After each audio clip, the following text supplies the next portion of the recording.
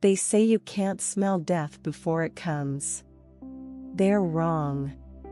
I smelled it that night, thick, metallic, mixed with the sweet stench of my father's cologne as he stood in my doorway, holding my grandmother's journal.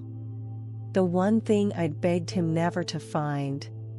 His knuckles were white around the leather binding, and in that moment, I knew I was looking at a dead man's eyes staring back at me through my father's face. "You will explain this," he whispered. Not yelled. Whispered. That's how I knew I was going to die. But let me take you back.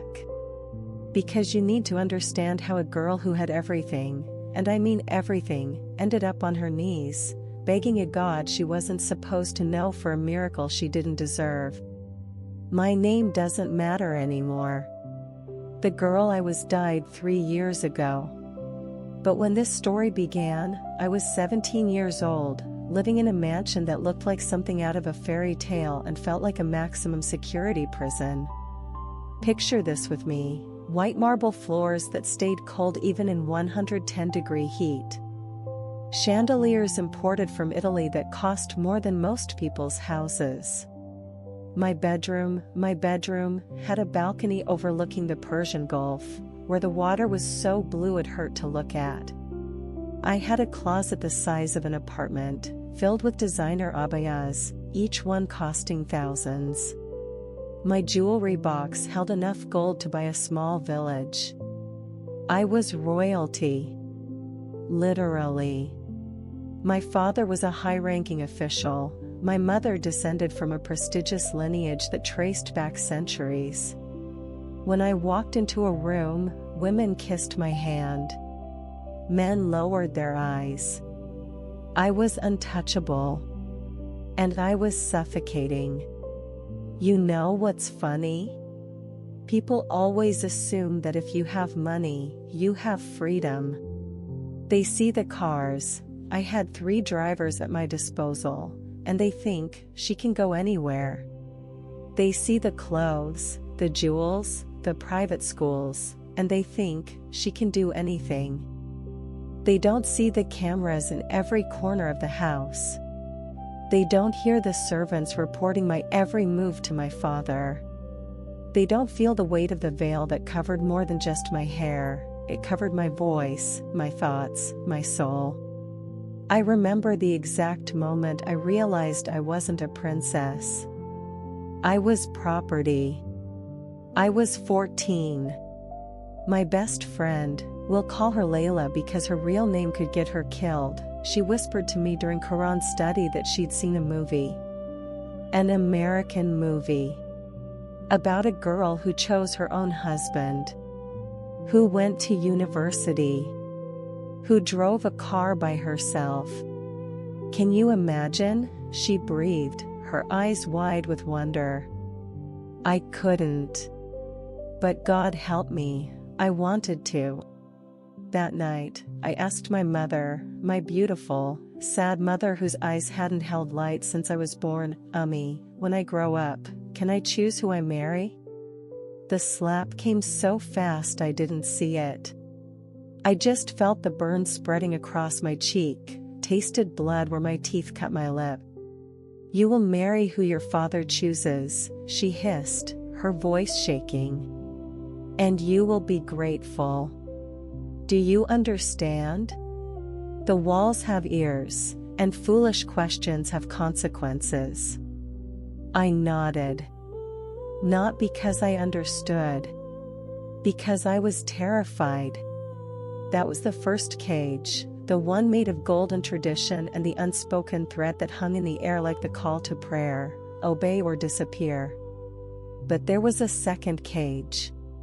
One I didn't even know I was in until much, much later. Every day, 5 times a day, I prostrated myself on a prayer mat that cost more than most people earned in a year. I recited words in Arabic that I'd memorized before I could write. I fasted during Ramadan until I was dizzy. I covered every inch of my body except my eyes. I did everything right. And I felt nothing. Have you ever screamed into a void and heard only silence? Have you ever begged for love and received only rules? That was my relationship with Allah. Distant, transactional, cold as the marble floors I walked on. But I didn't question it. You don't question the air you breathe. You don't question the cage when it's the only world you've ever known. Until my grandmother died. She was 93 years old, small as a child, with hands like bird bones and eyes that saw through you. Everyone said she was crazy, talking to people who weren't there, saying things that made the imams uncomfortable, refusing to pray the way everyone else prayed. But she loved me. Really loved me. Not because of my father's name or my family's money or because I was obedient. She loved me because I was me, the me that nobody else ever bothered to look for. The day before she died, she grabbed my wrist with surprising strength and pulled me close. Her breath smelled like cardamom tea and secrets. "He's waiting for you," she whispered. "Who, grandmother?" Her eyes, filmed over with cataracts, suddenly looked clear. Focused. Alive. The one who actually loves you. The one who died for you. Not the one they taught you to fear, the one who wants you to be free. I thought it was dementia. The ravings of an old woman at death's door. She died that night. Peaceful. Smiling. Her last words were in a language I didn't recognize. Jesus. I see you. I'm coming home. Jesus. That name. That forbidden name. It hung in the room like smoke. When we cleaned out her room, a task my mother assigned to me because I was her favorite grandchild, I found it. Hidden beneath a floorboard that creaked. Wrapped in cloth that smelled like her perfume. A book. Leather-bound. Pages thin as butterfly wings. Gold lettering I could barely read in the dim light. Holy Bible. My hands shook so violently I almost dropped it. This was haram. Forbidden. Dangerous. The kind of thing that could get you killed, or worse, dishonored, which in my world was the same thing. I should have burned it. Turned it over to my father. Reported it to the imam. Instead, I hid it under my mattress and spent the next 3 weeks terrified and alive for the first time in my 17 years. That was 4 months ago. Tonight, my father found it. And now he's standing in my doorway, death in his eyes, my grandmother's journal, the one I'd been reading, the one that told the story of her encounter with a man in white who called himself the way, the truth, and the life, clutched in his hand like evidence at a trial. "You will explain this," he says again. My mouth is dry. My heart is hammering so hard I can feel it in my throat. And somewhere, deep in my spirit, in a place I didn't even know existed, I hear a voice. Not audible, but real. More real than anything I'd ever heard. I am with you. Do not be afraid. I open my mouth. And everything changes. My father didn't move. He just stood there, framed by the doorway, backlit by the hallway chandelier that made him look like a shadow with eyes that could cut glass. "I asked you a question." His voice was still quiet. Controlled. That's what made it so terrifying. My father never yelled when he was truly angry. He got quiet. Like a predator deciding exactly how to kill its prey. "Baba," my voice cracked. I hated myself for it. for sounding weak, for sounding guilty. Stand up. I stood. My legs felt like water, but I stood. The journal, my grandmother's journal, looked so small in his hands. How could something so small destroy everything? He walked into my room slowly, deliberately, his Italian leather shoes clicking on the marble with each step. Click, click, click. Like a countdown. He stopped 3 feet from me. Close enough that I could smell his cologne, oud and amber, expensive and suffocating. The same smell that used to mean safety when I was little. Now it meant danger. Do you know what this is? He held up the journal. It's grandmother's. I know whose it is. He cut me off, his voice like a blade. I asked if you know what it is. I said nothing. What could I say? That it was the story of how my grandmother met Jesus in a vision when she was dying of cancer 40 years ago? That he healed her, spoke to her, loved her in a way that Allah never had? That she'd spent the last 4 decades of her life secretly following him, hiding her faith like contraband, waiting for someone in the family to find the truth? That someone was supposed to be me. It's blasphemy. He answered his own question. It's heresy. It's poison. He opened the journal, my grandmother's handwriting, delicate and sure, filled the pages, and began to read aloud. He told me his name was Jesus. The same name I'd been taught to fear, to diminish, to explain away. But when he spoke it, Yeshua, it was like music. Like coming home. He said, I am the resurrection and the life. Whoever believes in me will live, even though they die. And I believed him. How could I not? He was standing right in front of me, and he was real. My father's voice shook with rage as he read. Each word was an accusation. Each sentence, a crime. He slammed the journal shut. Your grandmother was a fool. Senile. Corrupted by Western propaganda. And now, his eyes locked onto mine, and I saw something in them I'd never seen before. Not just anger. Hatred. Now I find out that her poison has infected you. She wasn't. The slap came before I could finish. Harder than my mother's had been 3 years ago. So hard that I stumbled backward, my cheek exploding with pain, stars bursting behind my eyes. You will not speak. His voice was shaking now. The control was cracking. You will not defend her. Do you understand what she was? What you're becoming? A kafir. An apostate.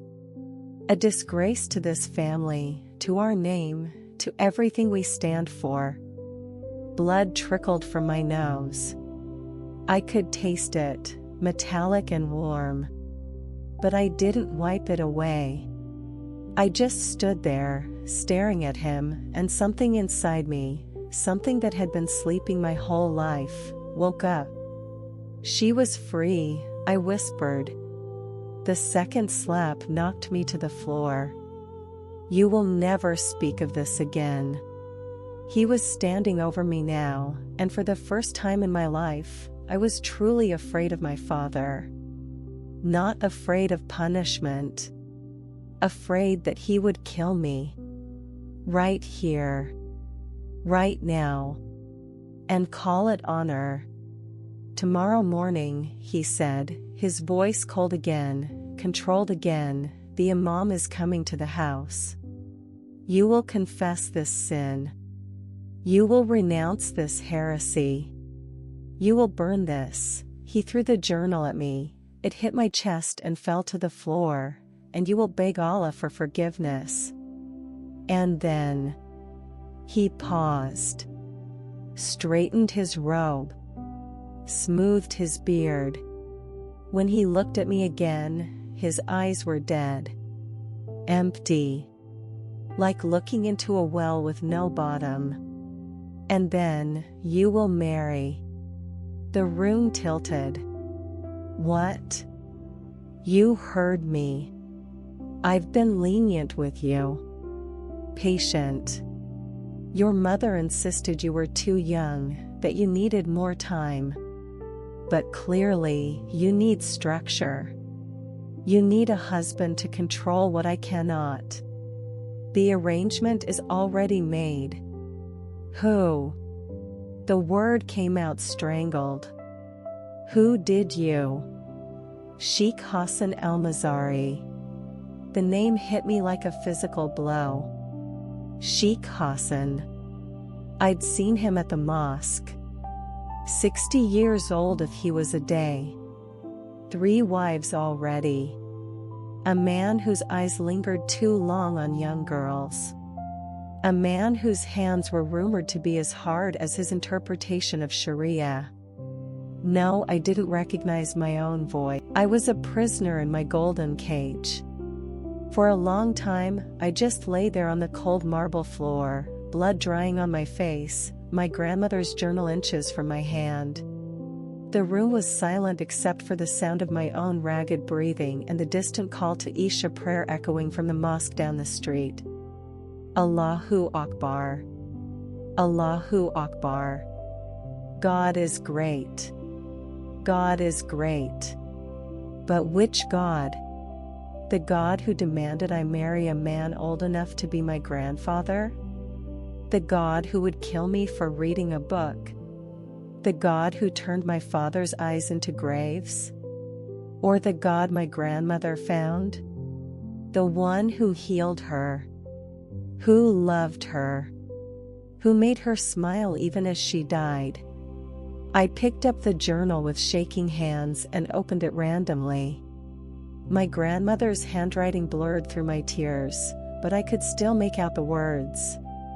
He told me, "Daughter, you are not a slave. You are not property.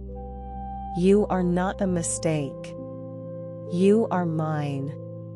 Bought with my blood. Sealed with my love. And nothing, not your family, not your culture, not even death, can take you from my hand." I wept. I'd never been called daughter like that. Like I mattered. Like I was wanted. Not for what I could do. Just for who I was. Something broke inside me. A dam I didn't know was there. And I started to sob, deep, gut-wrenching sobs that shook my whole body. Jesus, I whispered into the darkness. I don't even know if you're real.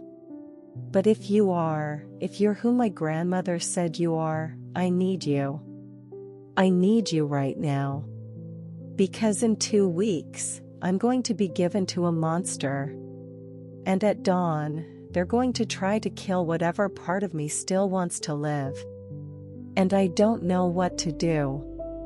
I don't know how to fight this.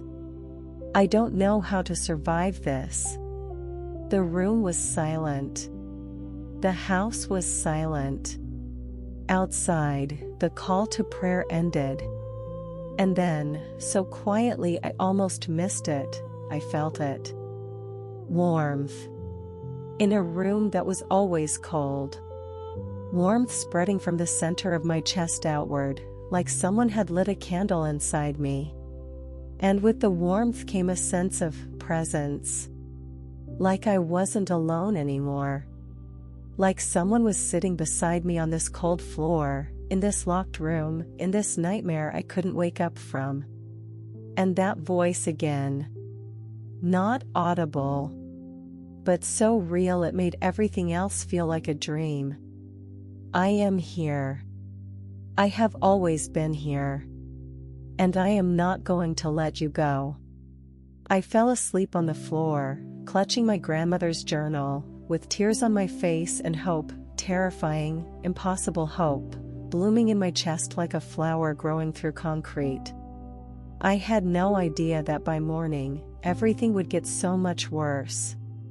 And so much more miraculous. I didn't sleep. Not really. I lay on that marble floor all night, drifting in and out of consciousness, my body aching, my mind racing. Every time I closed my eyes, I saw Sheikh Hassan's face, those cold, calculating eyes that looked at women like merchandise. I saw my father's dead stare. I saw the rest of my life laid out before me like a prison sentence, trapped in a house with a man who would own me, control me, use me. Bearing his children. Serving his other wives. Dying slowly from the inside out. The call to far prayer came too soon. 4:30 in the morning. The imam would arrive within the hour. I dragged myself up from the floor, my body stiff and cold. My face was swollen where my father had hit me, I could feel it, puffy and tender. I caught my reflection in the mirror across the room and barely recognized myself. One eye was half closed. My lip was split. Blood had dried in dark streaks from my nose. I looked like a victim. I looked like the truth. The door unlocked. My mother entered, her eyes downcast, carrying a basin of water and clean clothes. She didn't look at me. She never looked at me anymore. Not really. Looking meant seeing. Seeing meant feeling. And feeling meant acknowledging that she was complicit in her own daughter's destruction. "Clean yourself," she said quietly. "The imam will be here soon. You need to be presentable." My voice was hoarse from crying. "Don't." She finally looked up, and I saw it, the fear in her eyes. She was terrified. Not of what was happening to me. Of what would happen to her if I didn't comply. "Please, Habibti. Please just do what they say. Forget the book. Forget your grandmother's confusion. Just apologize. Repent. Marry the Sheikh. Live your life." "That's not life," I whispered. "That's death." She flinched. Set down the basin. Turned to leave. "Did you ever love him?" I asked. "Baba, did you ever love him? Or were you just given to him, like I'm being given away?" Her hand froze on the doorknob. For a moment, just a moment, I thought she might answer. Might tell me the truth. Might show me that somewhere, buried deep beneath decades of submission and fear, there was still a woman with her own heart. "Love is a luxury," she said finally. "Obedience is survival. Learn the difference." She left. Locked the door again. I walked to the basin and stared at the water. It was cold. Everything in this house was cold. I washed my face mechanically, watching the blood swirl pink in the water. Changed into the fresh abaya, black, modest, suffocating. And then I did something I'd done 10,000 times before. I prayed. Not to Jesus. Not yet. I didn't know how. I prayed to Allah. The God I'd been taught to worship since birth. The God of my father, my family, my entire world.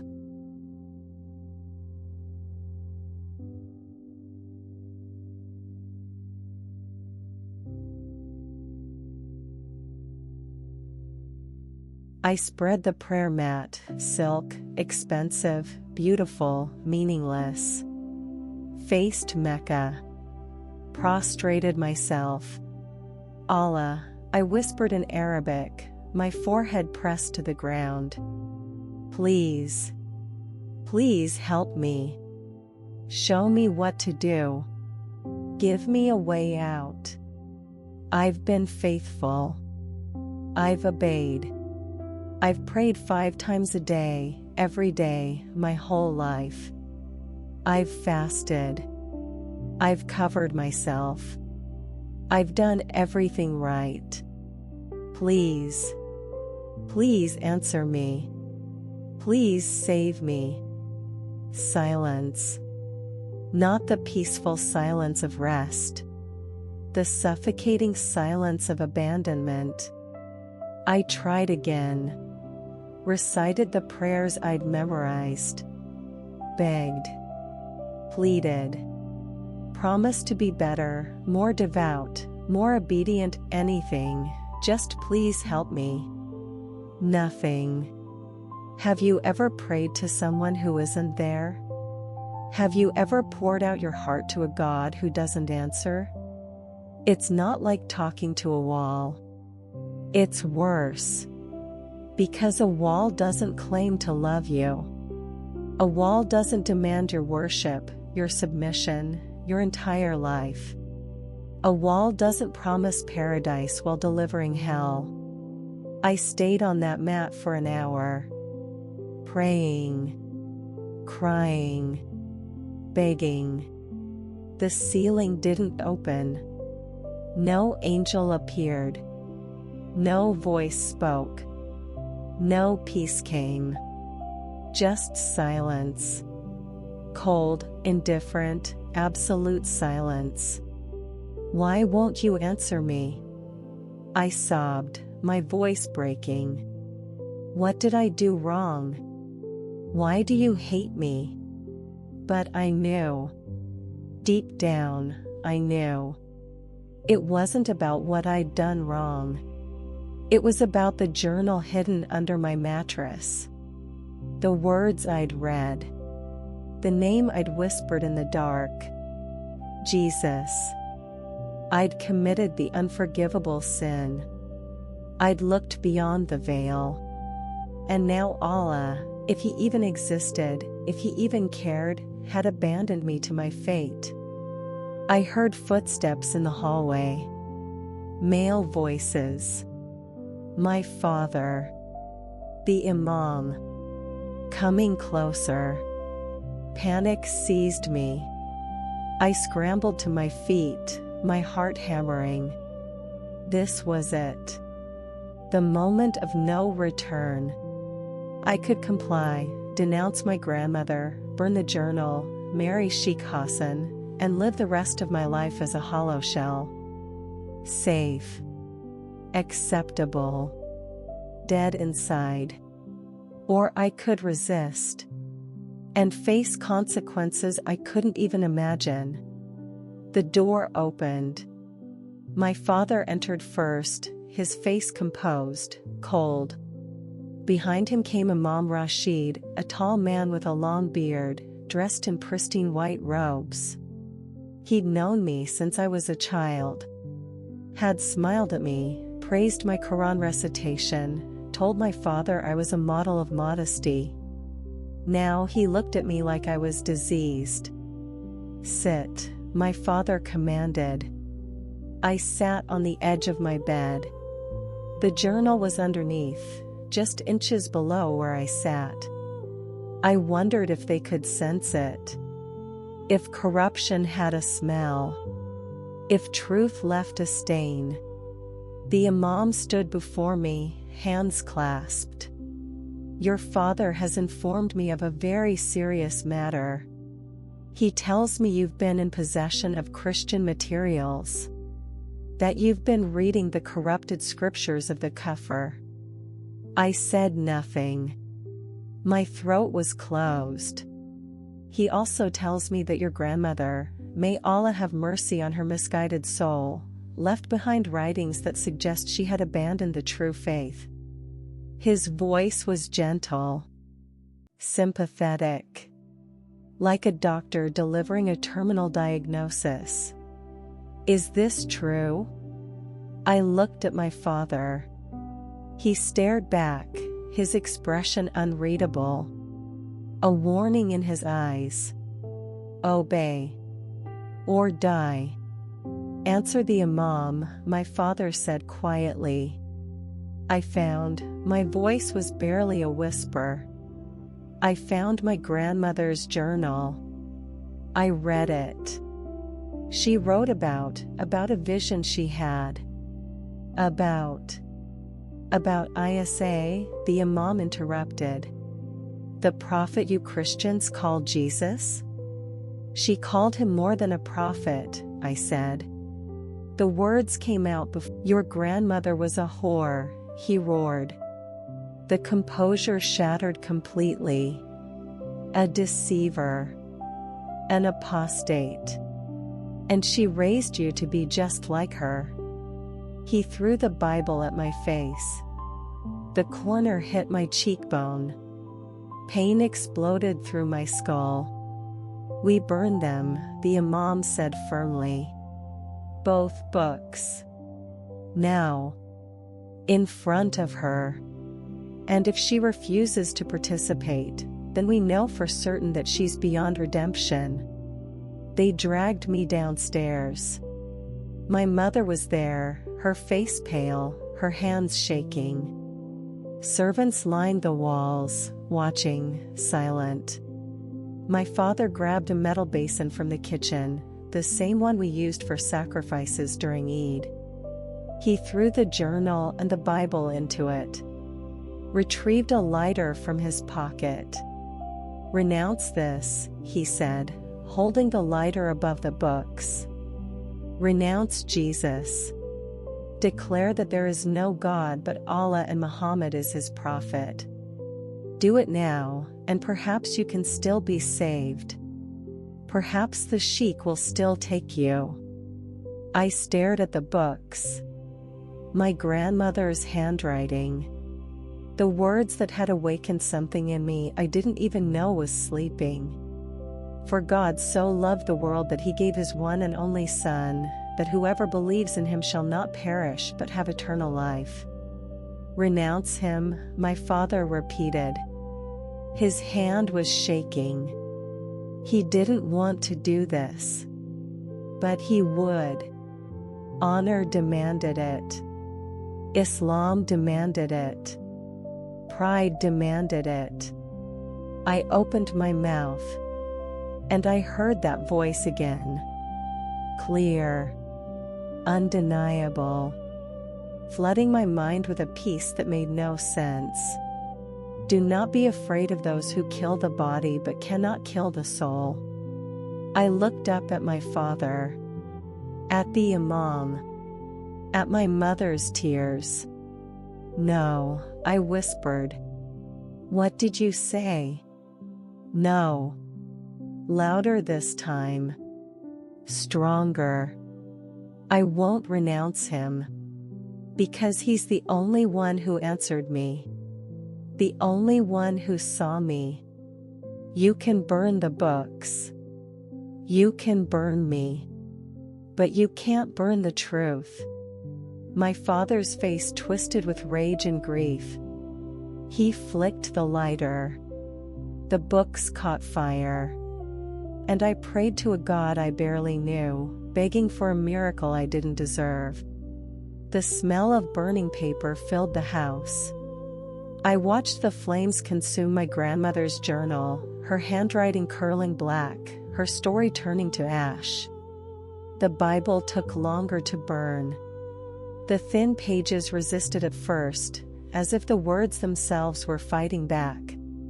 But eventually, they too surrendered to the fire.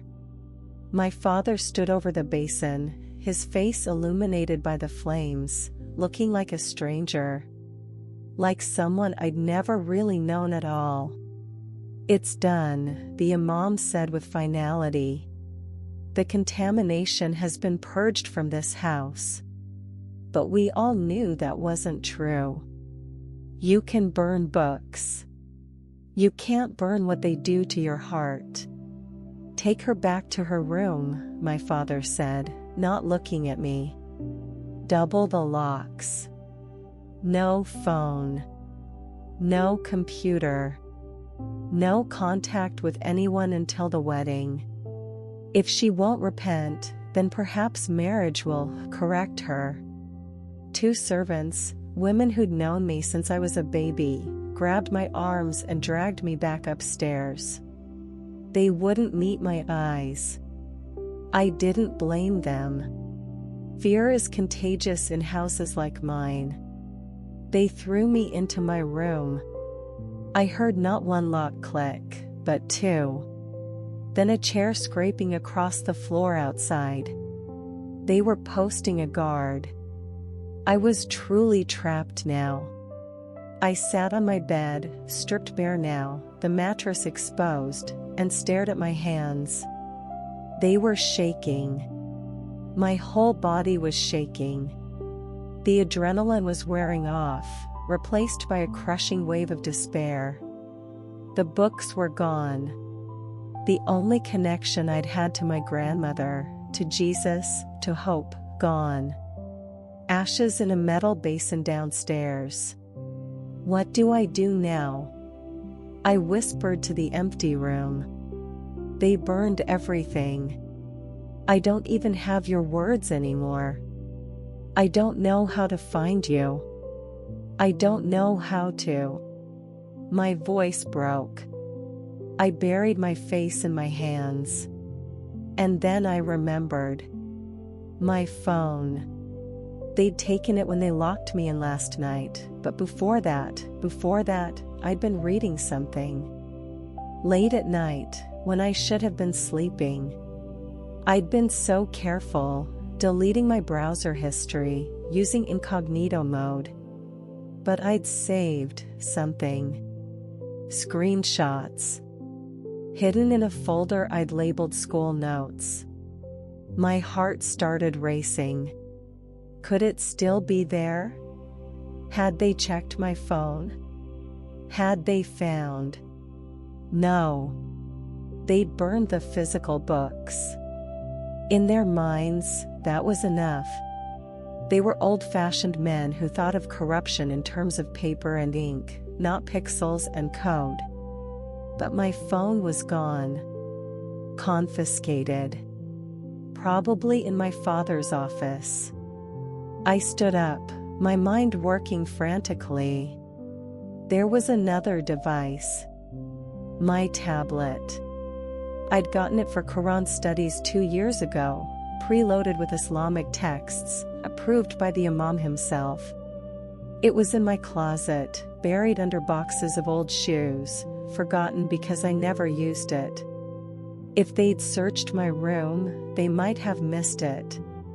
It was so innocuous. So obviously halal. Why would they even look?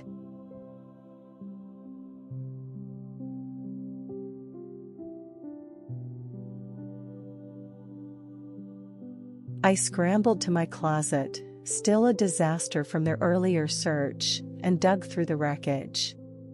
Shoe boxes. Scattered clothes. My hands were shaking so badly I could barely grab anything. There. Bottom shelf. Covered in dust. The tablet. I pulled it out, my heart hammering. Pressed the power button. Nothing. Dead battery. Of course. I found the charger tangled in a drawer. Plugged it in. Waited. Those 3 minutes felt like 3 hours. I kept glancing at the door, expecting it to burst open, expecting my father to storm in and discover this one last lifeline. The screen flickered. The Apple logo appeared. I nearly sobbed with relief. It powered on. The lock screen showed the time, 7:47 a.m. I'd been locked in this room for 9 hours. 2 weeks until my wedding. 14 days until my life ended. Unless. I opened the tablet with shaking fingers. Navigated to that hidden folder. School notes. Opened it. And there they were. Screenshots. Dozens of them. From websites I'd found late at night when curiosity had overcome fear. Christian testimony videos I'd watched on mute. Bible verses I'd saved. Articles about Jesus that had made my heart race and my mind spin. I'd been searching for weeks before I found my grandmother's journal. Started with innocent questions. Who was Jesus really? What do Christians believe? Why do they say Jesus is God? The algorithm had taken me deeper. Video after video. Website after website. Testimonies of Muslims who'd converted. Stories of visions and dreams and encounters with a man in white who called himself the Way. I'd thought I was just curious. Now I realized I'd been called. I scrolled through the screenshots, my eyes blurring with tears. There, John 14 verse 6. I'd read it 100 times, but it hit differently now. I am the way and the truth and the life. No one comes to the Father except through me. Such an exclusive claim. So offensive to everything I'd been taught. Islam said all prophets were equal. Christianity said Jesus was above them all. Not just a messenger. The message. Not just a guide. The destination. And then this one, John 10 verse 10. The thief comes only to steal and kill and destroy. I have come that they may have life, and have it to the full. Life to the full. When was the last time I'd felt alive? Not just breathing. Not just existing. Actually alive, with purpose and joy and freedom? Never. The answer was never. I kept scrolling. Found a screenshot from a testimony video, a woman from Saudi Arabia who'd escaped after Jesus appeared to her in a dream. I remembered watching it at 2 a.m., my heart in my throat, tears streaming down my face. She'd said, "He told me his name, and I felt loved for the first time in my life." Not loved because of what I did or didn't do. Not loved conditionally. Just loved. Because I was his. I'd wanted that so desperately. Wanted to be seen. Chosen. Loved. Not as a possession. As a person. I found another screenshot, this one from a website explaining the gospel. I'd read it over and over, trying to understand how this could be true. All have sinned and fall short of the glory of God. But God demonstrates His own love for us in this: while we were still sinners, Christ died for us. Died. For me. Before I even knew Him. Before I'd done anything to earn it. Islam had taught me that salvation was a transaction, good deeds outweighing bad ones, if Allah felt merciful. Christianity said salvation was a gift. Already purchased. Already paid for. I just had to receive it. It was too good to be true. But what if it was true anyway? I opened a notes app on the tablet. Started typing frantically, copying down verses before I could lose them again.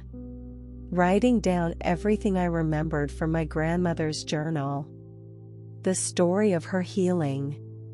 The words Jesus had spoken to her. The peace she'd found. I found a website with a simple prayer. Jesus, I believe you are the Son of God. I believe you died for my sins and rose from the dead. I confess I am a sinner and I need you. Come into my heart. Be my Lord and my Savior. Make me new. My hands hovered over the screen. This was it. The point of absolute no return. If I prayed this prayer, I wasn't just curious anymore. I wasn't just exploring. I was choosing. Choosing Jesus over my family, over my culture, over my safety. Choosing him meant losing everything. But hadn't I already lost everything? What did I have to lose that hadn't already been taken? Jesus, I whispered out loud, my voice shaking. I don't know how to do this. I don't know if I'm doing it right. But I need you. The God I prayed to all my life doesn't answer. Doesn't care. Doesn't even see me. But you, my grandmother said you see people. You love people. You died for people. Tears were streaming down my face now. I'm about to be married off to a monster. In 2 weeks, I'll belong to someone who will destroy what's left of me. And I'm so scared. I'm so alone. And if you're real, if you're really who they say you are, then please, please, save me. Not just from the wedding. From this whole life. From this prison. From myself. I took a shaky breath. I believe you died for me. I believe you rose from the dead. I believe you're God. And I'm yours. Whatever that means. Whatever that costs. I'm yours. The room was silent. No thunder. No lightning. No dramatic miracle. But something shifted. Inside me. Like a door opening in a place I didn't know existed. Like light flooding into a room that had been dark my whole life. And that warmth again. That presence. Stronger now. So strong I could almost feel arms around me, holding me together when I wanted to fall apart. Welcome home, daughter. I've been waiting for you. Not audible, but so real I gasped. I don't know how long I sat there, crying, feeling that presence, knowing that I wasn't alone anymore. That whatever happened next, someone was with me. Someone who loved me. Who chose me. Who would never, ever let me go. When I finally looked up, something caught my eye. The closet. Where they'd searched. Where everything had been thrown around. And there, half hidden under a fallen box, something small and leather. My heart stopped. I crawled over. Pushed the box aside. It was a second Bible. Smaller than the first. So small it had been missed in the chaos of the search. It must have fallen out when they dumped my grandmother's things. I picked it up with trembling hands. Opened it. On the inside cover, in my grandmother's handwriting. To whoever finds this, he is worth it. Every sacrifice. Every loss. Every tear. He is worth it all. Don't be afraid. He's already won. Grandma Miriam. Miriam. Her real name. Not the Arabic version my family used. Her Christian name. I clutched the Bible to my chest and sobbed. He'd saved it. Through the search. Through the burning. Through everything. He'd saved me one copy of his word. I opened to a random page. Matthew 10 verse 28. Do not be afraid of those who kill the body but cannot kill the soul. The same verse I'd heard in my head when they demanded I renounce him. Okay, I whispered, smiling through tears. I'm listening. What do I do now? I didn't hear an audible answer. But I felt it. Deep in my spirit. A knowing. A certainty. Read. Wait. Trust. I'm not finished with your story yet. So I read. 4 hours. Hiding the Bible under my pillow whenever I heard footsteps. Devouring words like a starving person at a feast. And with each page, each verse, each promise, I felt something growing inside me. Not just hope. Faith. The kind of faith that moves mountains. The kind my grandmother had. The kind I was going to need for what was coming. 3 days passed in that locked room. 3 days of reading the Bible in secret, hiding it whenever I heard the guards shift outside my door. 3 days of praying to a God I was just beginning to know. 3 days of meals delivered by silent servants who wouldn't look at me, of hearing my mother cry in the hallway, of listening to my father's voice downstairs discussing wedding preparations like he was planning a funeral. My funeral. On the third night, something changed. I couldn't sleep. The moon was full, casting silver light through my balcony doors, locked from the outside, but still letting in that pale glow. I'd been reading Matthew all day, and my mind was spinning with Jesus' words. The Sermon on the Mount. The parables. His confrontations with the religious leaders who cared more about rules than people. He was nothing like what I'd been taught. Islam called him a prophet, gentle, mild, affirming of Muhammad. But the Jesus in these pages was fierce. Radical. He called out hypocrisy. Touched the untouchable. Elevated women. Forgave the unforgivable. He didn't just challenge the religious system, he demolished it. And then he claimed to be God himself.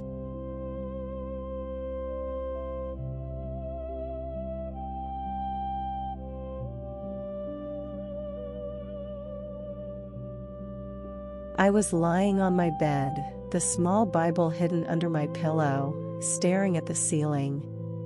My wedding was in 11 days. I'd heard the servants whispering, the dress had been ordered. Sheikh Hassan had sent gifts. Gold. Jewelry. A new car for my father. The price of his daughter's soul. Jesus, I whispered into the darkness. I don't know what to do. I gave you my life 3 days ago, but nothing's changed. I'm still trapped. Still going to be married off. Still. My voice broke. I need more than just words. I need to know you're real. I need to know I'm not crazy. That I didn't just trade one invisible God for another. Please. Please show me something. Anything. I closed my eyes. Exhausted. Broken. Clinging to faith by my fingernails. And then I fell asleep. At first, I didn't know I was dreaming. I was standing in my room, but it was different. The walls were glowing, not from any visible light source, just glowing. Like they were made of pearl instead of plaster. The air felt thick, heavy, charged with electricity. Like the moment before lightning strikes. I looked down. I was wearing my black abaya, but it looked faded. Dull. Like a shadow of clothing rather than the real thing. Hello? My voice echoed strangely. And then I saw him. He was standing on my balcony. Or not standing, present. There's no other word for it. He was there, more real than anything I'd ever seen in my life, making everything else look like a pale copy. I can't describe him properly. Words are too small. But I'll try. He was tall, maybe 6 feet. Middle Eastern, like me. Dark hair, dark beard. Olive skin. Wearing simple robes, white and gold, that seemed to shimmer and shift like they were made of light itself. But it was his eyes. Oh God, his eyes. They were dark, almost black, but somehow full of light. Like looking into the night sky and seeing every star that ever existed. They were ancient and young at the same time. Fierce and gentle. Full of sorrow and overflowing with joy. And when he looked at me, really looked at me, I felt like he was seeing every single moment of my life simultaneously. Every secret. Every sin. Every tear I'd cried in the dark. Every desperate prayer. Everything. I should have felt exposed. Ashamed. Terrified. Instead, I felt known. Fully known. And fully loved. Do you know who I am? His voice was like nothing I'd ever heard. Deep. Resonant. It didn't just hit my ears, it vibrated through my entire body, down to my bones, into my soul. I couldn't speak. I tried. My mouth opened. Nothing came out. He smiled. And that smile, it was like the sun breaking through clouds after a lifetime of rain.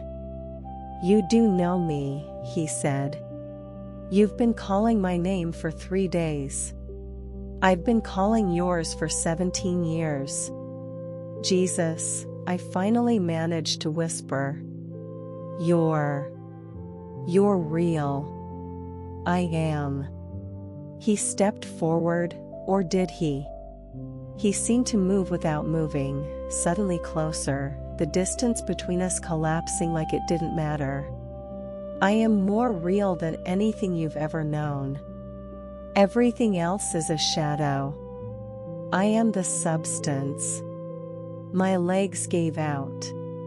I fell to my knees. Not because I chose to.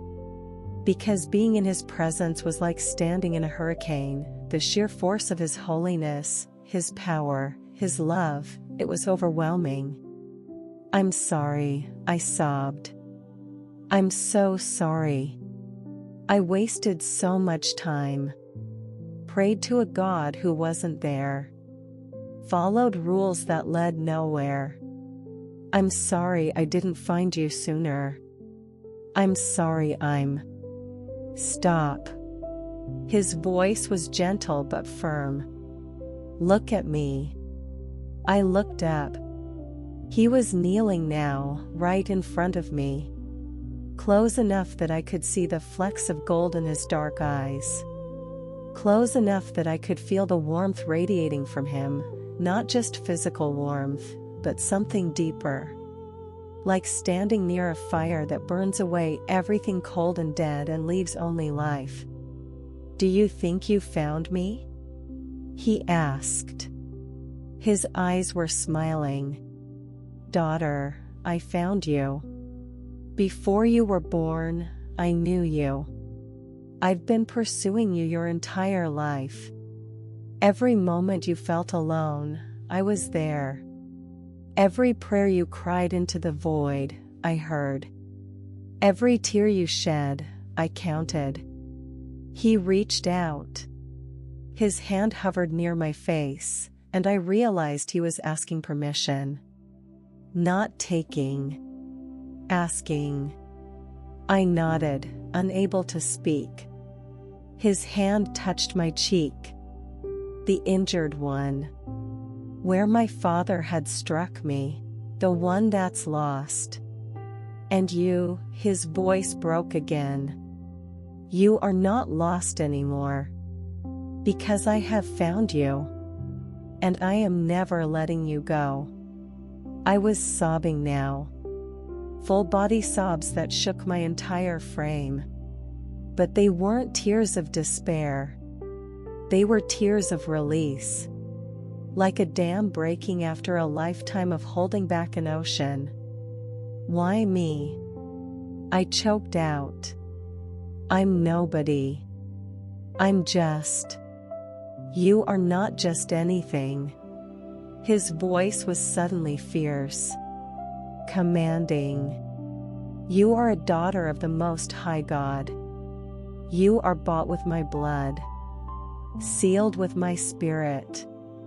You are mine, and that makes you royalty.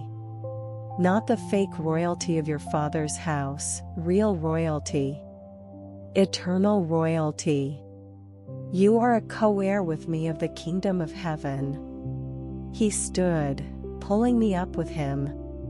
I was standing face to face with Jesus. With God. And he was looking at me like I was the most precious thing in the universe. Now listen carefully, he said, his tone shifting. Still loving, but urgent. What's coming is going to be hard. Harder than anything you've faced so far. Your father will not relent. The wedding will not be canceled easily.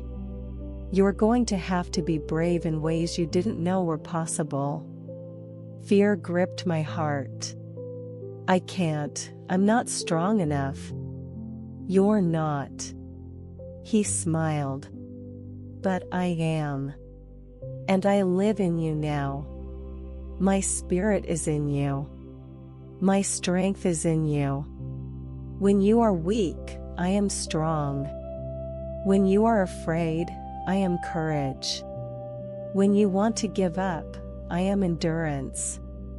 He took my hands in his. His palms, I saw them clearly now, bore scars. Round. Rough. Where nails had been driven through. He died for me. Actually died. Bled. Suffered. For me. On the day of your wedding, he said, locking eyes with me, you will have to make a choice. A public choice. And when you do, I will move. I will show everyone in that room who I am. But you have to trust me. Even when it looks impossible.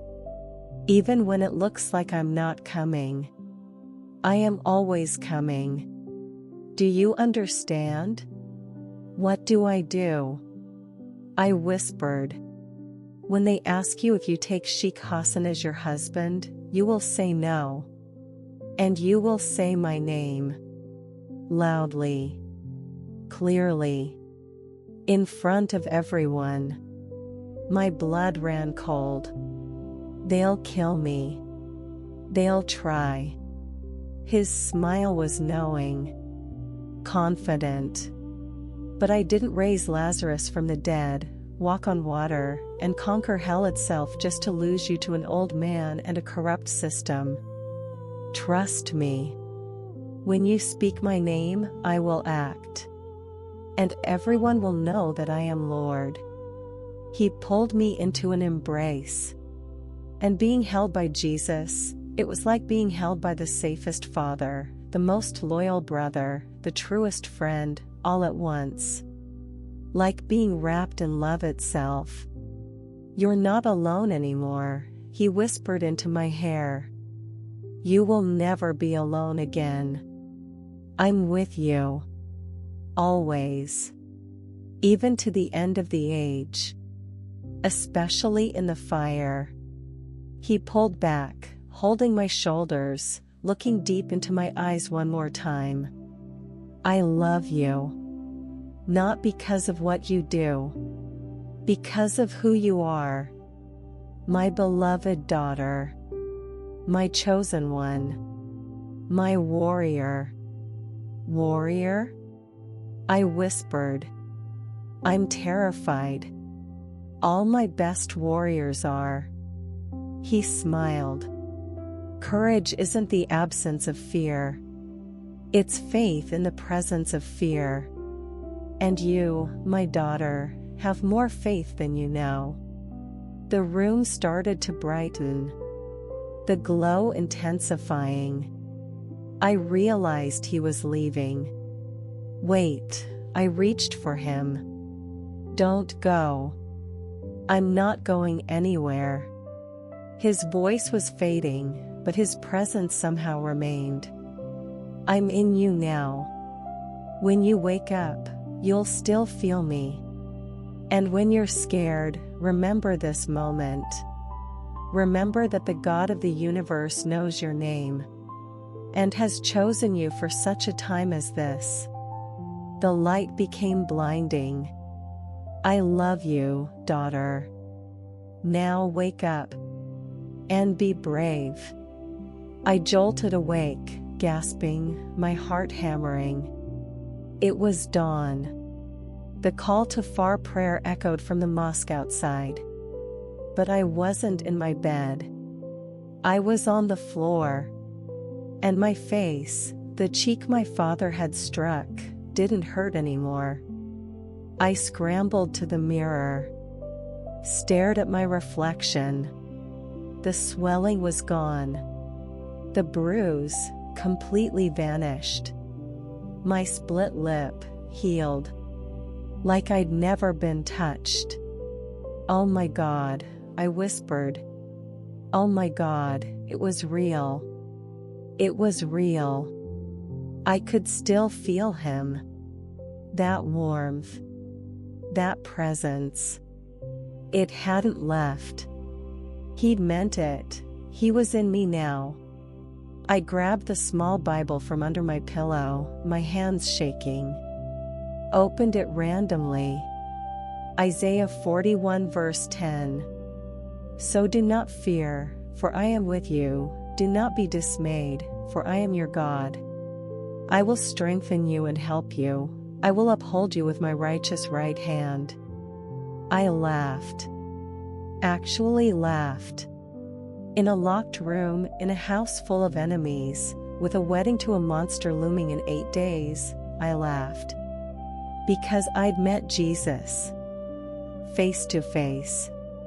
And he'd told me to trust him. So that's exactly what I was going to do. The next 8 days were the strangest of my life. I was still locked in my room. Still guarded. Still a prisoner in my father's house. But I wasn't the same person I'd been before the dream, before the encounter. The Lord is my light and my salvation, whom shall I fear? Even though I walk through the darkest valley, I will fear no evil, for you are with me. Be strong and courageous. Do not be afraid, do not be discouraged, for the Lord your God will be with you wherever you go.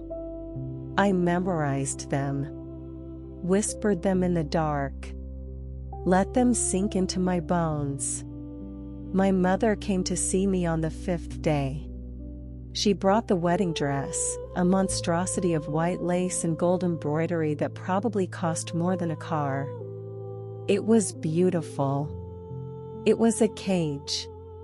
Try it on, she said quietly, not meeting my eyes. No. She flinched. Please. Don't make this harder than it has to be. Harder for who? I asked. For you? You're not the one being sold to a predator. You don't understand. I understand perfectly. I stood up, facing her. You were given to my father. You never had a choice. And now you're helping him do the same thing to me, because if you admit it's wrong, you'd have to admit your whole life has been wrong. Her eyes filled with tears. What choice do I have? You could say no. You could stand with me. You could. And lose everything? My home? My security? My place in this family? She shook her head.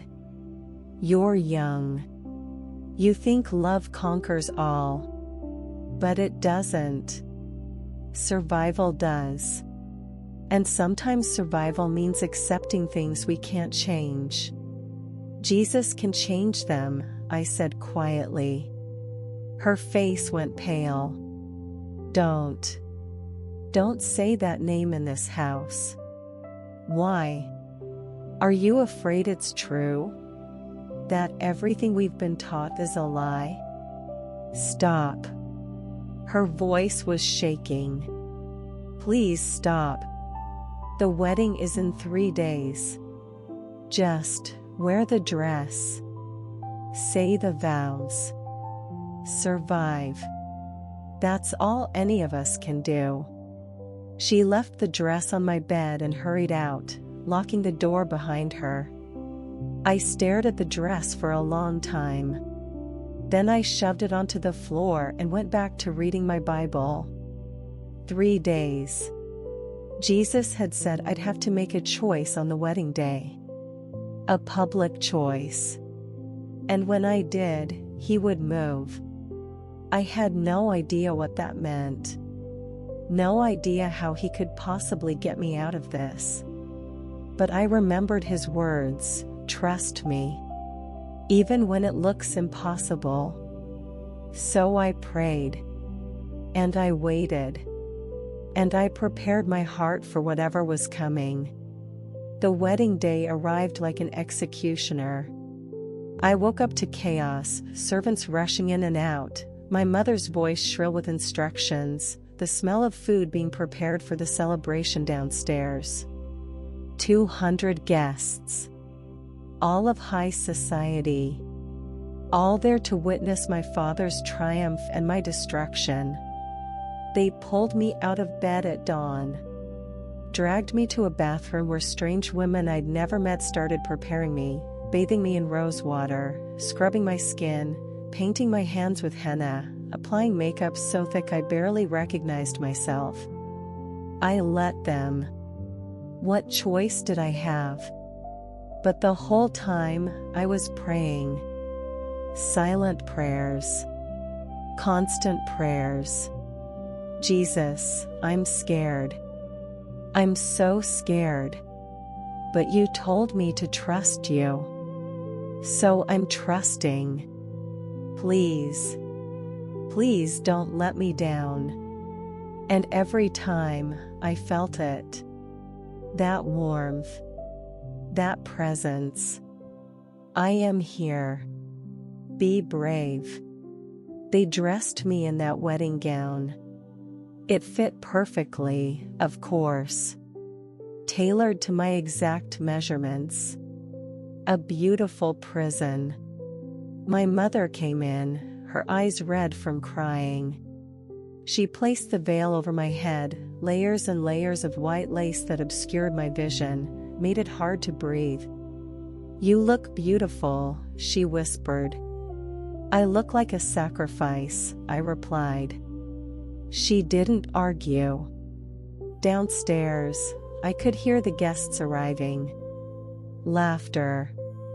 Music. The sounds of celebration. My father knocked once, then entered. He was wearing his finest robes, his beard freshly trimmed, his face composed. He looked at me for a long moment, his expression unreadable. It's time, he said. My heart was hammering so hard I thought it might burst. This was it. The moment. The choice. Baba, I started. No, his voice was firm. No more talking. No more resistance. You will go downstairs. You will stand before the Imam. You will say the vows. And this nightmare will be over. For you, I whispered. Not for me. Something flickered in his eyes. Pain? Regret? But it was gone as quickly as it came. Let's go. He took my arm, gripping it hard enough to bruise, and led me out of the room, down the stairs, toward the main hall where everyone was waiting. The hall was magnificent. Decorated with flowers, thousands of white roses. Chandeliers blazing. Gold everywhere. It looked like something out of a fairy tale. It felt like a funeral. The guests turned to look as we entered. I could feel their eyes through the veil. Hear their whispers. Judging. Approving. Not one of them cared that I was 17. That I hadn't chosen this. That I was being destroyed in the name of tradition and honor. And there, at the front, standing beside the Imam, was Sheikh Hassan. He was exactly as I remembered. 60 if he was a day. Tall. Broad. With cold eyes that looked at me the way someone looks at property they've just purchased. He smiled, revealing teeth too perfect to be real. My stomach turned. My father led me to the front, positioned me beside the Sheikh. The Imam began speaking, prayers in Arabic, verses from the Quran about marriage and obedience and submission. I barely heard him. I was praying my own prayers. Jesus. Jesus. I need you now. Please. You promised. You said when I spoke your name, you would move. I'm trusting you. Please don't leave me. The Imam turned to me. And do you, daughter of Ahmad, accept Sheikh Hassan al-Mazari as your husband, to honor and obey, in accordance with the laws of Allah and His Prophet? The room went silent. Everyone waiting for my answer. This was the moment. The choice. The point of no return. I looked at the Sheikh. At his cold, possessive eyes. At the future he represented, a life of being owned, used, silenced. Then I looked at my father. At the rigid expectation in his face. The unspoken threat. Then I looked past them all. And in my spirit, I saw him. Jesus. Standing beside me. Not visible to anyone else. But so real. His hand on my shoulder. His eyes full of love and strength. Say my name, he whispered. Trust me. I took a deep breath. And I spoke. Loud. Clear. So everyone could hear. No. Gasps rippled through the crowd. The Imam's eyes widened. My father's face went red. What did you say? The Sheikh growled. I pulled off my veil. Let them see my face. My eyes. My resolve. I said no. I will not marry you. I will not be given away like property. I will not. My father grabbed my arm, his fingers digging in. You will not embarrass this family. I belong to someone else, I said, my voice shaking but strong. I belong to Jesus Christ. The room exploded. Shouts. Curses. My mother screamed. The imam started reciting prayers against demons. Guests jumped to their feet. But I kept talking. Louder. Jesus is Lord. He is the Son of God. He died for me and rose from the dead. And I am His.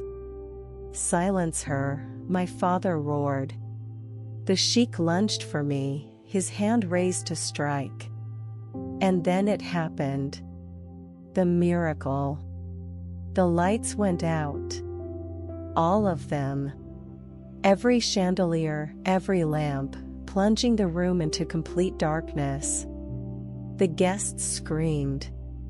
Confusion erupted. But I could see. Somehow, I could see. Because there was light. Coming from the front of the room. Coming from Him. Jesus was standing there. Visible now. Not just to me. To everyone. He was glowing. Radiant. Blazing with light so bright it should have been blinding but wasn't. It was warm. Beautiful. Undeniable. And His face, oh God, His face, was full of righteous fury. Do not touch her. His voice boomed through the hall, shaking the very walls. Not shouting. Just speaking. But with such authority that everyone froze. The Sheikh's hand stopped midair. My father stumbled backward. Jesus walked toward me, or glided, I couldn't tell. He moved like light itself. She is mine, he declared, his eyes sweeping the room. Bought with my blood. Sealed with my spirit. And then no one, his voice rose, echoing, thundering, and no one will harm what belongs to me. He reached me. Stood between me and everyone else. A wall. A shield. A defender. She has chosen me, he continued, his voice softer now but no less powerful. And I have chosen her. From the foundation of the world, I knew her name. I have called her out of darkness into my marvelous light. And you, he turned to face the crowd, and several people fell to their knees, you will not stand in my way. The Sheikh was on the floor now, trembling. The Imam was prostrating himself, weeping.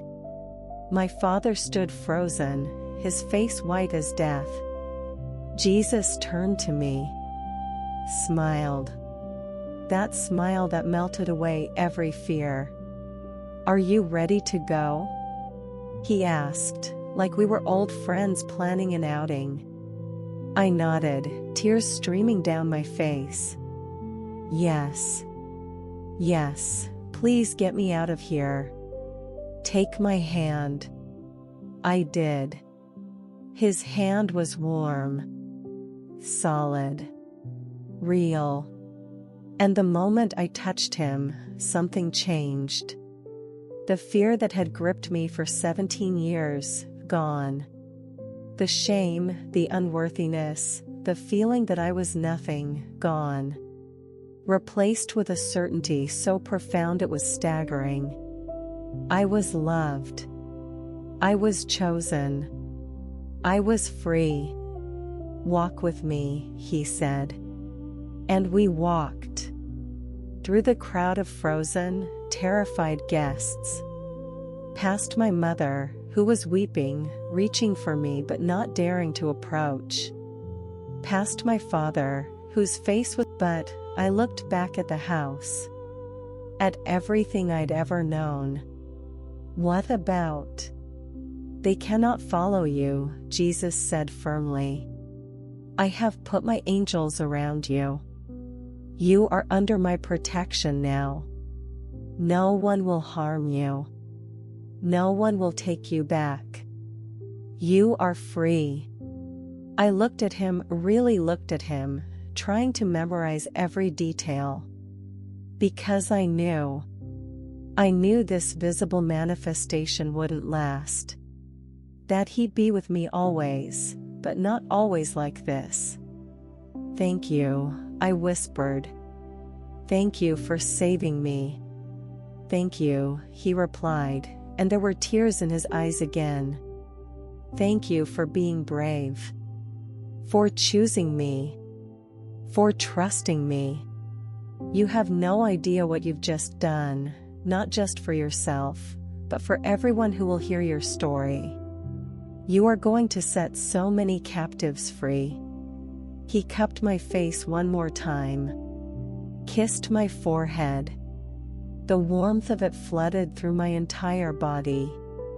I love you, daughter. Now go. Live. Be free. Tell the world what I've done for you. And then he was gone. Not vanished, just no longer visible. But I could still feel him. In my heart. In my spirit. Closer than my own breath. Sarah smiled at me, her eyes full of understanding. Come on, sweetheart. Let's get you out of here. I looked back one more time. Saw my father standing in the doorway, staring after me. Our eyes met. For a moment, I saw it, the tiniest crack in his armor. A flicker of something. Doubt? Regret? Fear that maybe, just maybe, his daughter had found something real? Then he turned and slammed the door. I climbed into Sarah's car. She drove away from that house, that life, that prison. And as we drove toward the sunrise, I felt it. Really felt it for the first time. Freedom. I was free. And I was never, ever going back. The first 24 hours of freedom felt like a dream I was terrified to wake up from. Sarah drove for 3 hours straight, not speaking much, just letting me process. Letting me breathe. Every few minutes, I'd look back through the rear window, expecting to see my father's car. Expecting armed men. Expecting someone to drag me back. But the road behind us stayed empty. Where are we going? I finally asked, my voice hoarse. A safe house, Sarah said. Her accent was mixed, Arabic with hints of British English. Run by a network of believers who help people like you. People who've left Islam for Jesus. People whose families want them dead. The bluntness of it hit me. My father will look for me. Of course he will. She glanced at me, her expression gentle but realistic. Your father just watched Jesus Christ appear in his living room and claim you as his own. He's going to be torn between two reactions, terror that what happened was real, and rage that his honor has been destroyed. Right now, rage is probably winning. My hands started shaking. He'll kill me if he finds me. He won't find you. Her voice was firm. Do you know how many of us there are? Former Muslims who found Jesus? Thousands. Tens of thousands. All over the world. And we protect each other. We hide each other. We help each other escape. How did you? I couldn't finish the question. She smiled sadly. My story? I was married at 15 to my cousin. He beat me daily. Told me it was my fault, that I wasn't submissive enough, wasn't pleasing Allah. One night, he broke my arm. I prayed to Allah to save me. Silence. Then I remembered something my Christian coworker had said, Jesus loves you. So in desperation, I prayed to Jesus instead. Her eyes filled with tears. He answered. That same night. Gave me the courage to run. I ended up at a women's shelter, and there I met believers who told me about him. Really told me. And I gave him my life. That was 12 years ago. Now I help others escape. Your family? Declared me dead. Literally held a funeral. I can never go back to my country. But, she smiled through the tears, I gained everything that matters. Jesus. Freedom. Purpose. A real family, the family of God. We drove through the desert as the sun climbed higher. Eventually, we turned off the main highway onto smaller roads, then dirt paths. Finally, we arrived at a compound, high walls, a metal gate, guards. But these guards smiled. One was a woman. The gate opened. We drove inside. The compound was simple but beautiful. White buildings with blue trim. A garden with actual grass, a luxury in the desert. Children playing. Women in normal clothes, jeans, t-shirts, their hair uncovered, laughing together. Welcome, Sarah said, to your new life. Those first weeks were the hardest and the most beautiful of my life. Hard because I was processing trauma I didn't even know I had. 17 years of being told I was worthless. Property. That my only value was in obedience and purity and silence. All of that was being uprooted, and it hurt. I had nightmares. Woke up screaming, thinking I was back in that locked room. Back at that wedding.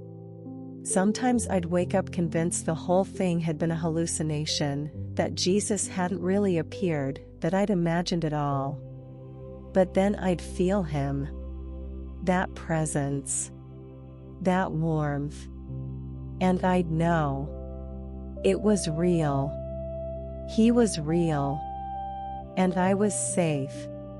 The compound housed 43 people. All former Muslims. All Jesus followers.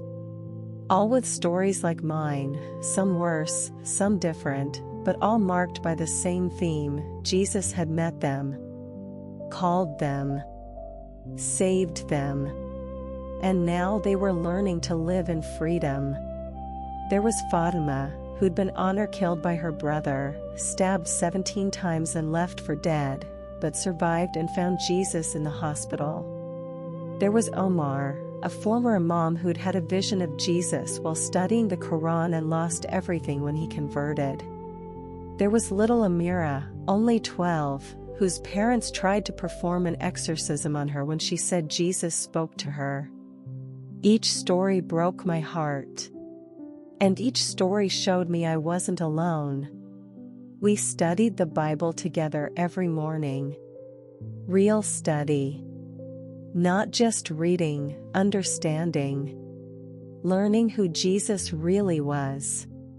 What he really said. What grace actually meant. I learned that Christianity wasn't about rules, it was about relationship. That Jesus didn't want my performance, he wanted my heart. That I couldn't earn salvation because it was already paid for. I just had to receive it. It was so different from everything I'd known. So beautifully, radically different. But freedom came with a cost. 2 weeks after my escape, Sarah found me in the garden. Her face was grave. "Your father has posted a reward," she said quietly. $50,000 to anyone who provides information leading to your return. He's calling you kidnapped. Brainwashed. He's playing the victim. My stomach dropped. 50,000? And he's hired people. Investigators. Bounty hunters. People who don't care about honor or religion, they just care about money. She sat beside me. We need to move you. Soon. This place is secure, but the more time passes, the higher the risk. Move me where? We're working on getting you out of the country. New identity. New passport. There's a network in Europe, safe houses, churches that specialize in helping refugees like you. But it takes time. Maybe another month. Another month of hiding. Of looking over my shoulder. Of wondering if every stranger was someone my father had sent. I'm sorry, I whispered. I'm putting everyone here in danger. Sarah grabbed my hand. Don't you dare apologize. This is what we do. This is what we're for. You think Jesus rescued you just so you could feel guilty about being rescued? No. He saved you for a purpose. And part of that purpose is letting others help you. We're family now.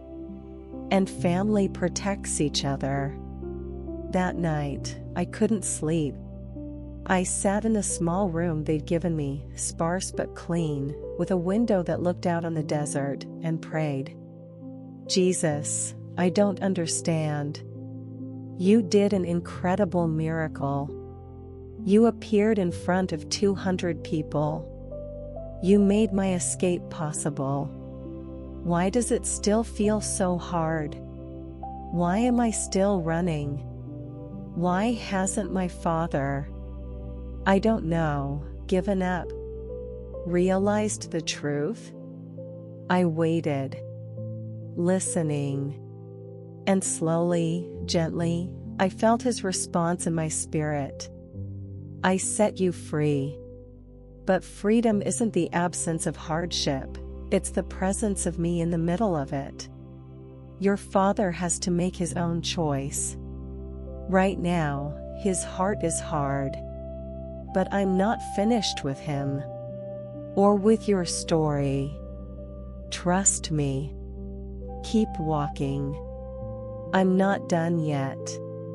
I wiped my tears and kept praying. For my father. For my mother. For the Sheikh, the Imam, all those guests who'd witnessed the miracle. That somehow, some way, their eyes would be opened. 3 weeks later, everything changed.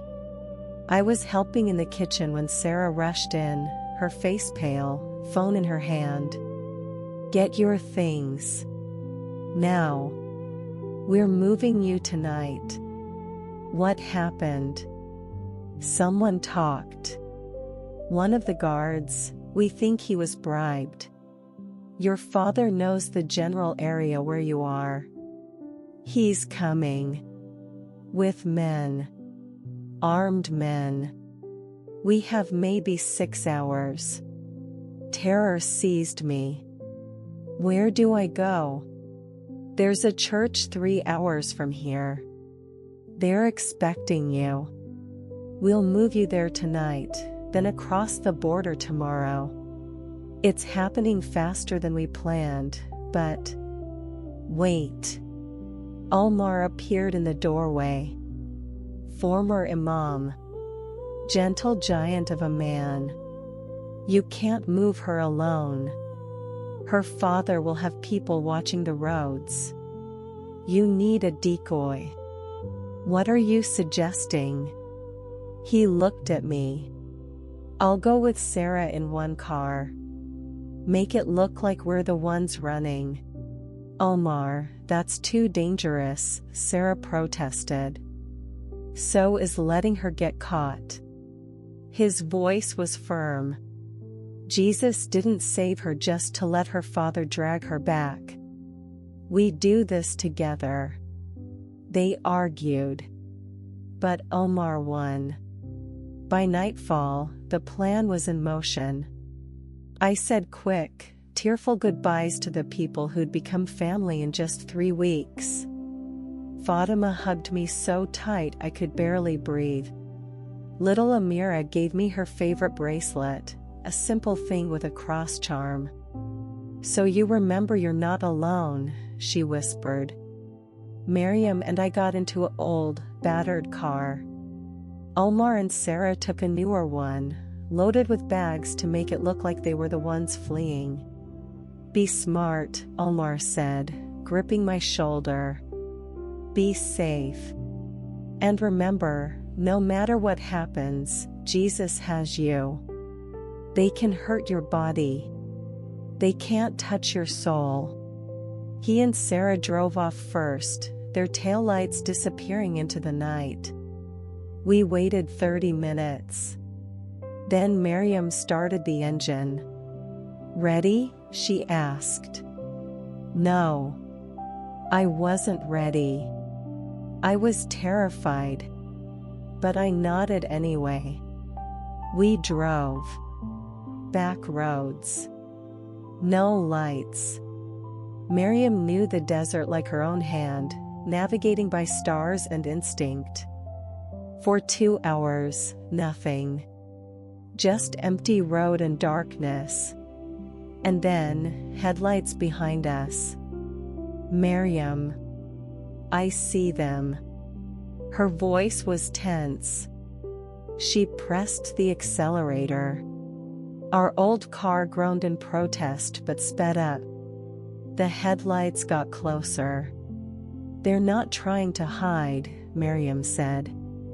They know it's us.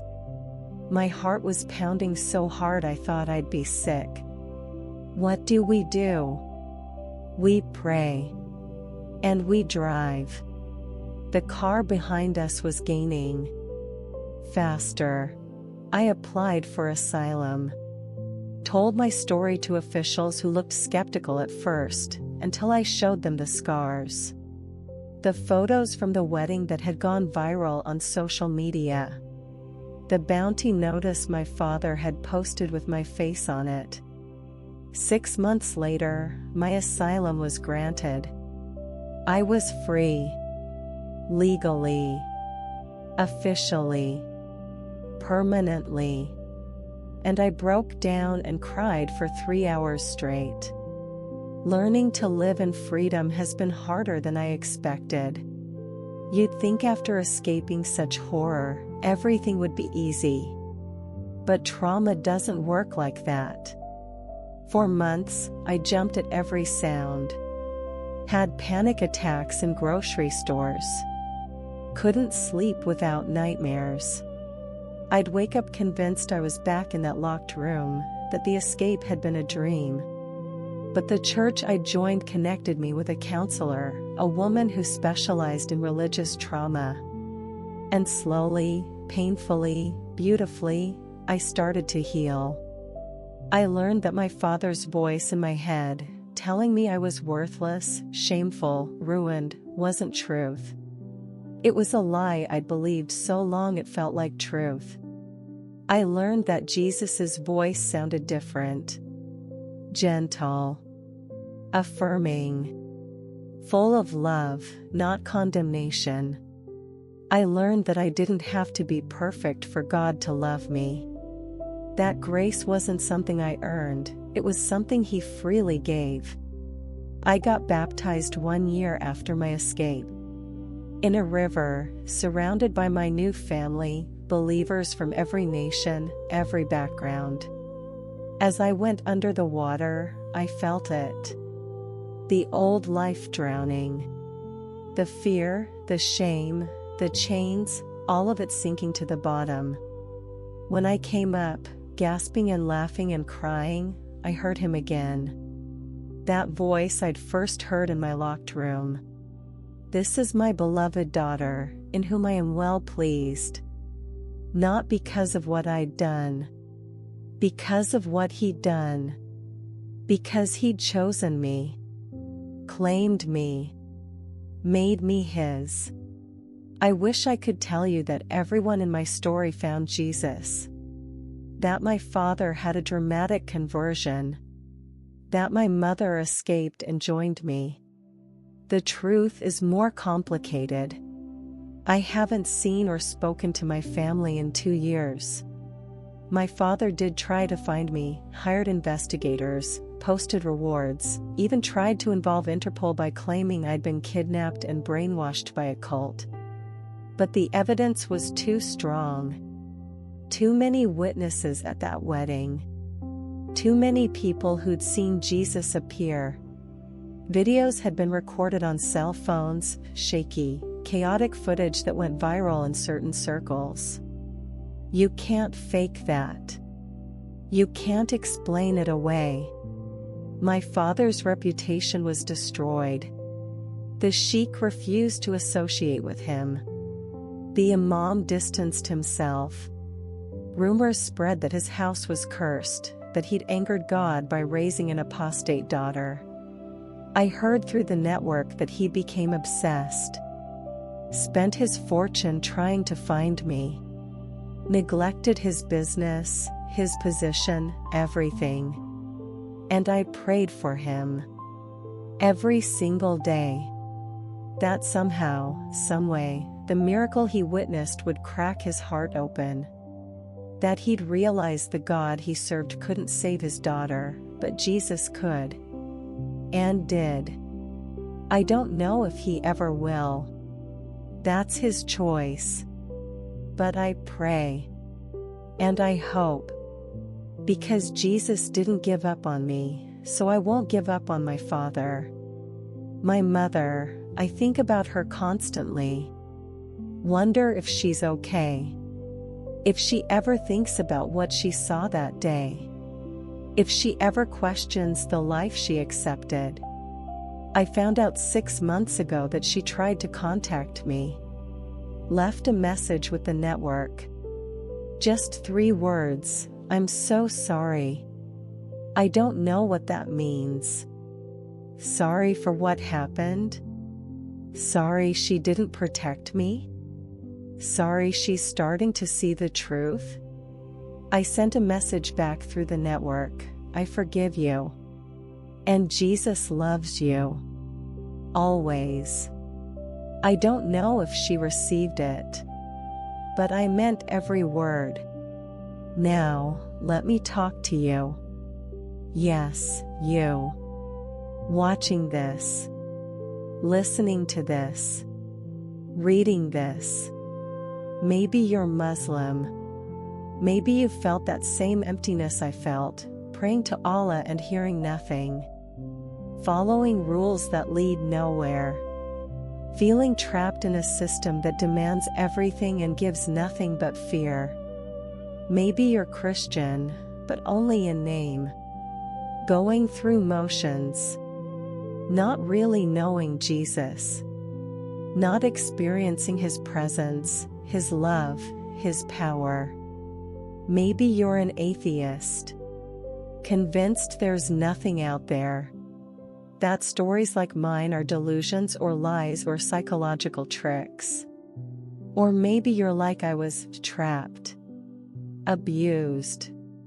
Controlled. Believing there's no way out. No hope. No one who sees you or cares. Listen to me carefully. I need you to hear this. Jesus is real. Not real like a historical figure or a moral teacher or a prophet. Real like he's alive, right now, and he sees you. He knows your name. He knows your pain. He knows your secret fears, your hidden shame, your desperate prayers that no one else hears. And he loves you. Completely. Unconditionally. Forever. I'm not talking about religion. Religion is what I escaped from. Religion is rules and rituals and earning your way to God. I'm talking about relationship with the God who became a man so he could die in your place, who conquered death so you could have life, who pursues you not because you're perfect, but because he wants you. You might be thinking, but I've done too much. I'm too broken, too sinful, too far gone. I thought that too. But then I learned something. That's exactly who Jesus came for. The broken, the lost, the ones who've messed up so badly they think they're beyond saving. He didn't come for people who have it all together. He came for people like me, like you. And if you're watching this from a place of danger, if your family would kill you for even considering Jesus, if you're afraid of what acknowledging him would cost, I understand. I've been there. I know that fear. But I also know this: he is worth it. Every sacrifice, every loss, every tear, every moment of terror. He is worth it all. Because what he gives in return isn't just freedom from persecution, it's freedom in your soul. Peace that doesn't make sense. Joy in the middle of suffering. Strength when you have none. The absolute certainty that you are loved, chosen, and held by the God of the universe. So here's what I'm asking you to do. If you're ready, if you're done with empty religion, done with fear, done with living like a prisoner even if you're not physically locked up, then pray with me. Right now. It doesn't have to be complicated. God doesn't care about fancy words. He cares about your heart. If you're alone, say this out loud. If you're not alone, pray it silently. But mean it. Really mean it. Say this: Jesus, I don't understand everything, but I believe you're real. I believe you died for me and rose from the dead. I believe you see me right now, wherever I am, whatever I've done. I'm tired of running, tired of pretending, tired of being empty. I need you. I want you. Come into my life. Be my Lord. Be my Savior. Make me new. I give you everything, my past, my present, my future. I'm yours. Amen. If you just prayed that, if you meant it, then let me be the first to tell you. Welcome home. You just became part of the family of God. And that makes us brothers and sisters. You're not alone anymore. You never will be again. Now, listen. If you just gave your life to Jesus, especially if you're coming from Islam or another religion that forbids it, you need to be wise. Don't announce it publicly if it's not safe. Jesus doesn't require you to be a martyr on day one. He requires you to be faithful. And sometimes faithfulness means being quiet and strategic while you figure out your next steps. Find the network. There are believers all over the world who help people like us. Search online carefully, use private browsing. Look for terms like Muslim convert to Christianity help or asylum for apostates or safe houses for ex-Muslims. The network will find you. We'll help you. We'll protect you. And start reading the Bible. The Gospel of John is a great place to start. Let Jesus speak to you through his word. Pray constantly. He's always listening, always present, always faithful. And if you're in immediate danger, if your family is threatening you, if you need to escape, reach out. There are organizations that specialize in this. I'll try to leave resources in the description if this video stays up. Don't give up. Don't give in. Don't go back. Jesus has you. And he never loses what belongs to him. Here's what I want you to know about my life now. I'm not rich. I live in a small apartment. I work a simple job, I can't tell you what, for security reasons. I don't have much. But I have everything that matters. I wake up every morning and feel his presence. I read his word and hear his voice. I pray and know he's listening. I go to a church where people love me, really love me, not because of my family name or my obedience, but just because I'm me. I have friends. Real friends.